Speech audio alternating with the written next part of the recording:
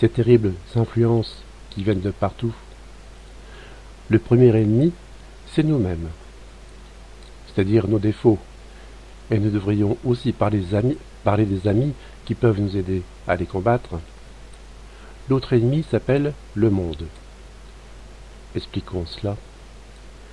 Dans sa première lettre, Saint Jean explique aux chrétiens: n'aimez pas le monde, ni ce qui vient, ni ce qui est dans le monde. Si quelqu'un aime le monde, l'amour du Père n'est pas en lui. Tout ce qu'il y a dans le monde, la convoitise de la chair, la convoitise des yeux, l'arrogance de la richesse, tout cela ne vient pas du Père, mais du monde. De quoi nous parle-t-il? Quel est ce monde que Saint Jean condamne si nettement?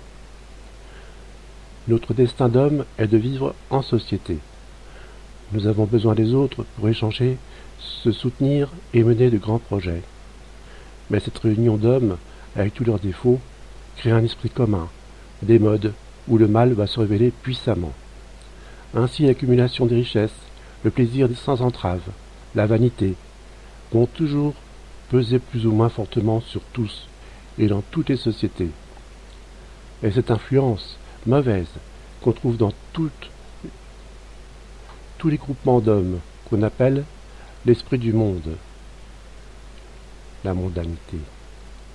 Notre société en est particulièrement remplie de nos jours. Ne le voyez-vous pas? Accumule les richesses, c'est cela qui te rend important. Profite bien de la vie, elle est courte.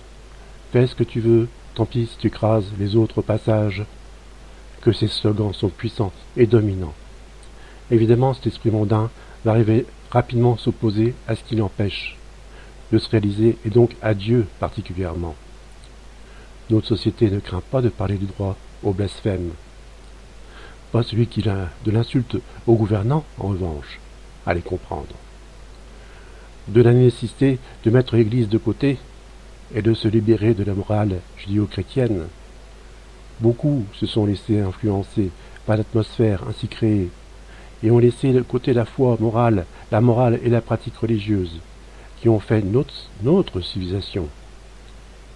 Et si on s'inquiète du chaos qui s'annonce, tiens, vous aurez remarqué au passage que pour tenter Jésus au désert, le diable met justement en œuvre cet esprit du monde. Il faut dire qu'il marche tellement bien habituellement.